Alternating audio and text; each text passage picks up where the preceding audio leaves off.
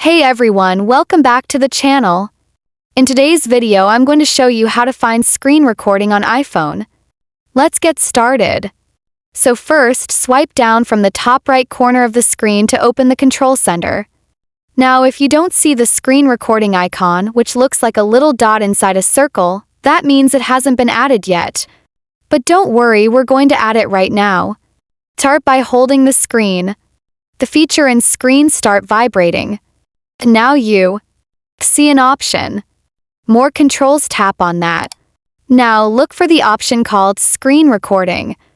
You cannot seen. Now search Screen Recording in search bar.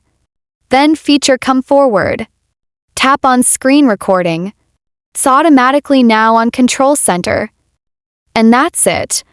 If you found this video helpful, make sure to give it a thumbs up, drop a comment below if you have any questions, and don't forget to subscribe for more iPhone tips and tricks.